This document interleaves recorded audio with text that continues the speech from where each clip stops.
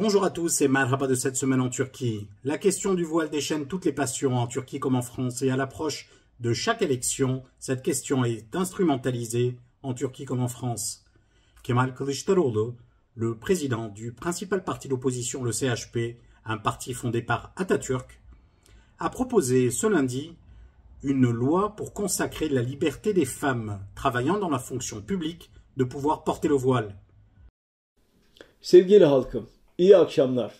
Le président du principal parti d'opposition, le CHP, Kemal Kılıçdaroğlu, a publié une autre de ses célèbres vidéos sur Twitter ce lundi, dans le cadre de la campagne continue de Kılıçdaroğlu pour se réconcilier avec le passé et les groupes marginalisés de la nation. Kılıçdaroğlu a fait une ouverture de plus vers les électeurs conservateurs. Il a cette fois proposé une loi garantissant la liberté des femmes à porter le voile dans le cadre de leur travail dans la fonction publique et a annoncé que son parti soumettrait le projet de loi au Parlement. Le président et chef de l'AKP, Recep Tayyip Erdoğan, a riposté lors de la réunion du groupe de son parti. Il a dit « Il dit présentons un projet de loi. Le projet de loi qu'il entend déposer est à la fois insuffisant pour saisir l'intégralité de la question ou pour la résoudre. En fait, cela pourrait même servir de base pour introduire de nouvelles interdictions. Puisqu'il a soulevé cette question, répondons avec une offre encore plus forte. N'en restons pas là. Opérons une modification constitutionnelle qui traite de ce sujet et qui protège la famille, fruit de l'union d'un homme et d'une femme. » Concernant les détails de cette modification supplémentaire, Erdoğan a répondu « La notion de famille est indispensable à nos yeux. Elle est garante d'une nation forte, mais nous devons la protéger parce que ces gens-là ont introduit les LGBT dans notre société. Ils tentent de dégénérer notre institution familiale avec les LGBT. On sait bien qui est pro-LGBT, puisqu'ils sont si motivés qu'ils défendent cette mesure aussi. » Fin de citation. La proposition de loi de Kemal Kılıçdaroğlu comportait 3 articles garantissant la liberté des femmes travaillant dans les institutions de porter n'importe quel couvre-chef tant que cela était conforme aux exigences du travail. La question du voile a un passé long et controversé en Turquie, et ce vêtement a été interdit pendant très longtemps dans toutes les institutions publiques. C'était devenu un problème dans les années 60, lorsque les femmes ont été autorisées pour la première fois à suivre les écoles professionnelles imam hatip qui forment les imams de Turquie. Des étudiantes portant le foulard ont demandé à être admises dans les universités, mais cela leur avait été refusé. Le premier projet de loi interdisant le foulard est venu après le coup d'État militaire de 1980 en Turquie. En 1984, le Conseil de l'enseignement supérieur a adopté un amendement interdisant formellement le voile.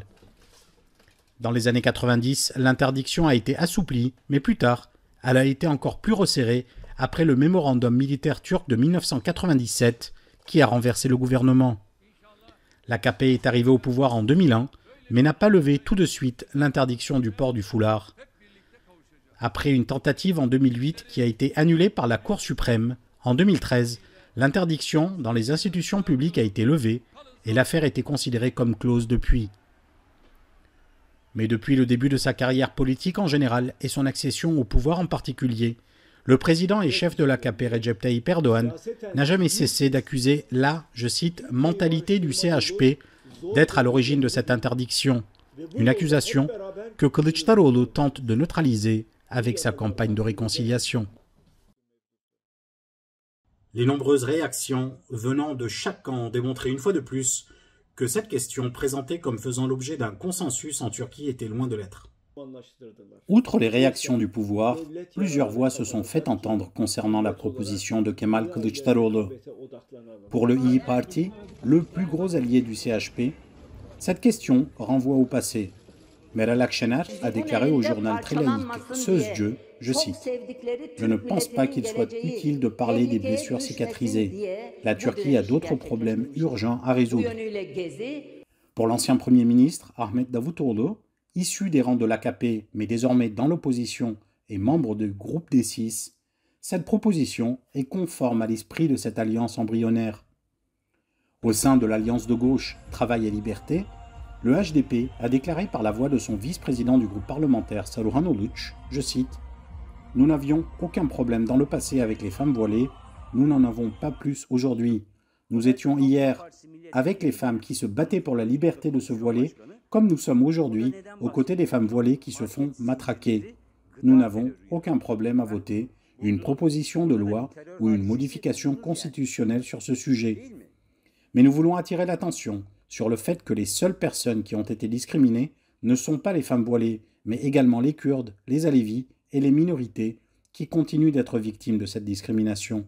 Notre proposition est de modifier la Constitution de manière à mettre fin à cette situation. Autre son de cloche chez le partenaire du HDP au sein de l'Alliance de gauche Travail et Liberté. Le Parti ouvrier de Turquie s'inscrit plutôt contre.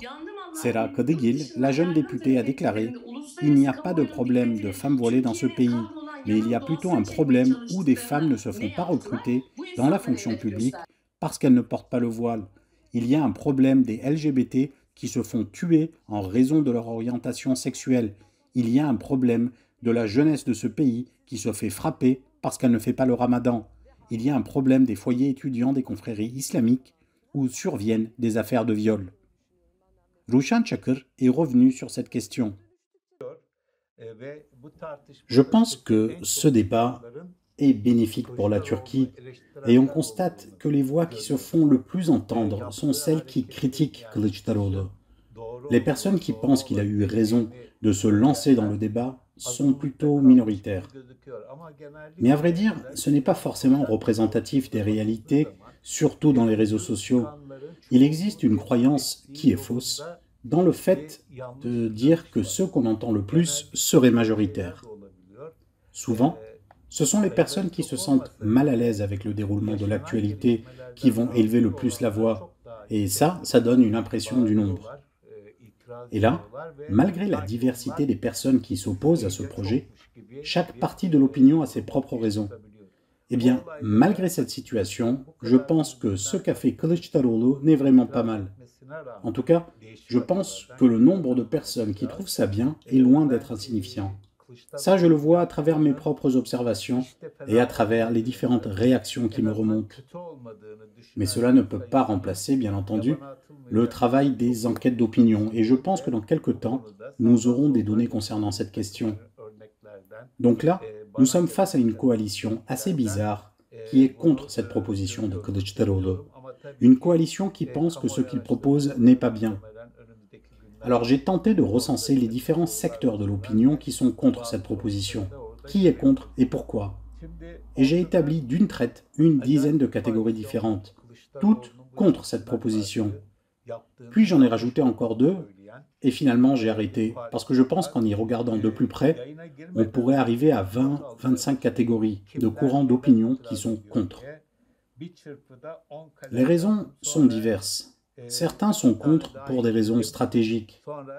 D'autres sont contre parce qu'ils ont une position arrêtée sur la question du voile. D'autres sont contre la méthode employée. Commençons par regarder ça de plus près. En premier lieu, il y a ceux qui n'aiment pas Kılıçdaroğlu dans l'opposition, qui ne veulent pas qu'il devienne leur candidat, le candidat de l'opposition. Selon ces personnes, si Kılıçdaroğlu devient candidat, il perdra face à Erdogan. Donc finalement, ce n'est pas un bon candidat. Mais il pense qu'il impose trop sa personne, donc qu'il faudrait faire en sorte qu'il renonce. Logiquement, tout ce qu'il fait dans cette direction, tout ce qui peut renforcer sa candidature, est selon ces personnes critiquable.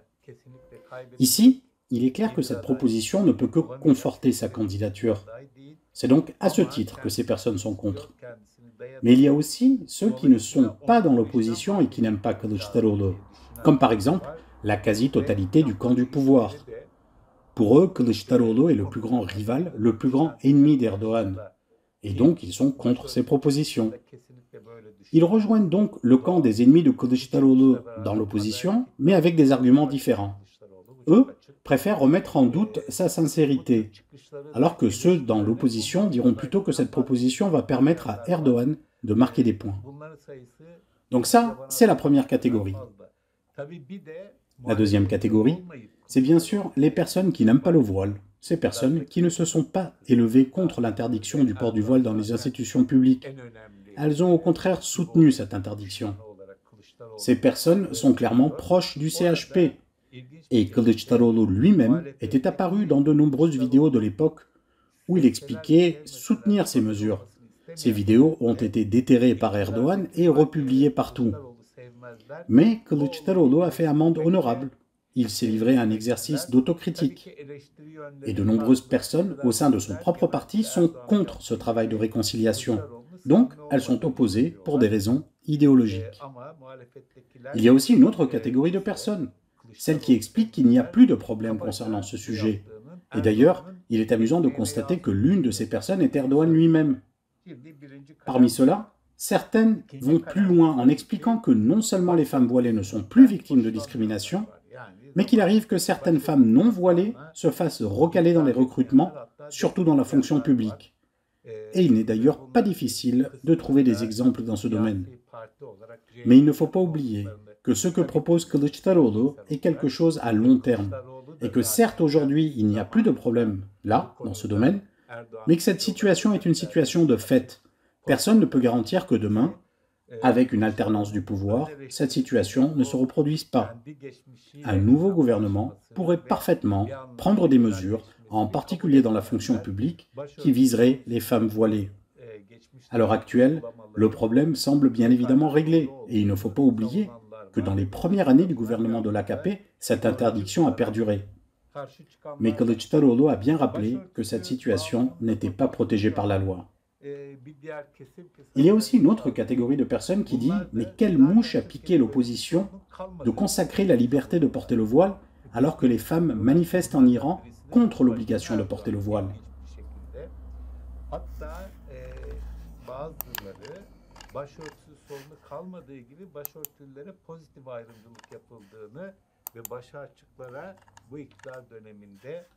Cette comparaison peut paraître évidente au premier abord, mais au final, on peut aussi se dire qu'il n'existe pas tant de différence entre la volonté de l'État en Iran de forcer les femmes à se voiler et la volonté de l'ancien État en Turquie d'interdire aux femmes de se voiler.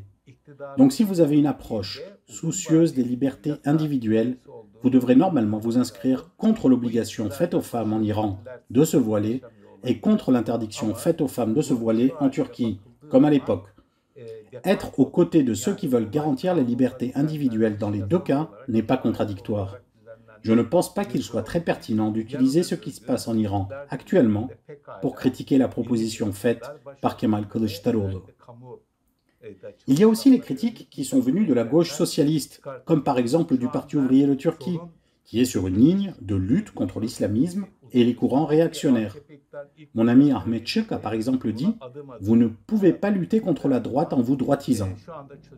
Alors cette expression peut paraître évidente, mais je ne pense pas que cette sortie de Kılıçdaroğlu puisse être qualifiée de droitisante. Consacrer par la loi la liberté des femmes de mettre ou pas le voile est une mesure en faveur des libertés individuelles. Alors, on peut discuter pour savoir si c'est bien ou pas, mais ce n'est pas une mesure de droite. Lutter contre la droite pourrait peut-être passer par le fait de leur enlever certains arguments. Alors, est-ce que cela fonctionnera ou pas? Ça, c'est un autre débat.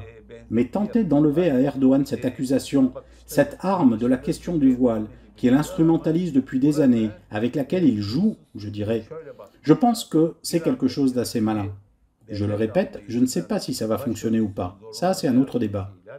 Mais à vrai dire, c'est quelque chose qui aurait dû être fait depuis longtemps, dès les premières années où ces interdictions avaient été prononcées. Si la gauche en Turquie avait su rester vent debout contre ces mesures, beaucoup de choses auraient pu se dérouler différemment.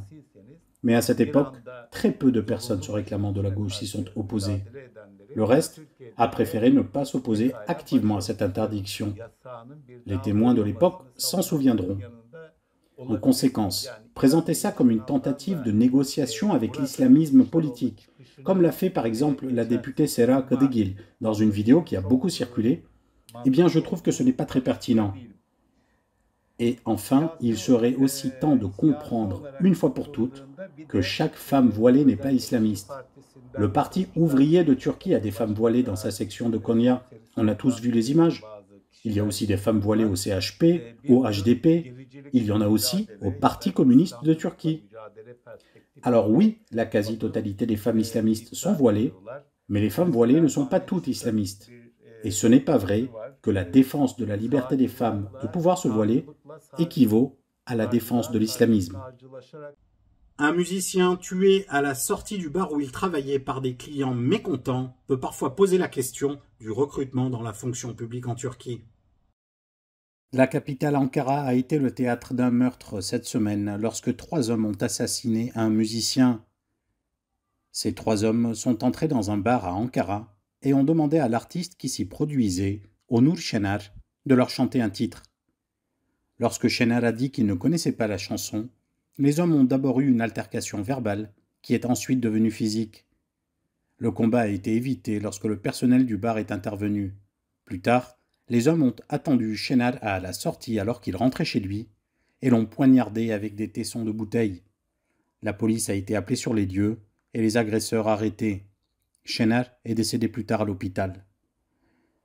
Les hommes interpellés se sont accusés mutuellement. Ali Gündüz et Semih Soyalp ont affirmé qu'ils tentaient d'interrompre la bagarre pendant qu'İlker Karakaş commettait le meurtre, tandis que ce dernier a nié les allégations et a affirmé qu'il ne savait pas qui avait tué le musicien. Aux côtés de la sauvagerie de l'acte, le profil des assassins présumés interpelle. Tous les 3 fonctionnaires, ces personnes travaillaient au ministère du Travail et dans l'industrie aérospatiale turque, un secteur hautement sensible. Les suspects Ali Gündüz et İlker Karakaş travaillaient comme ingénieurs dans la société d'État Turkish Aerospace Industry. Et Gündüz serait inspecteur au ministère du Travail. Il a été rapporté plus tard que les hommes avaient des casiers judiciaires antérieurs, ce qui, en théorie, aurait dû les empêcher de travailler dans la fonction publique. De nombreuses personnes dans l'opposition se sont interrogées sur la possible proximité politique entre les partis au pouvoir et ces personnes qui semblent avoir bénéficié d'un traitement de faveur. Onur Şener était devenu célèbre pour la première fois dans une émission télévisée en interprétant Show Must Go On de Queen il y a 9 ans. Il laisse derrière lui son épouse et une petite fille. C'est tout pour cette semaine, merci de nous avoir suivis.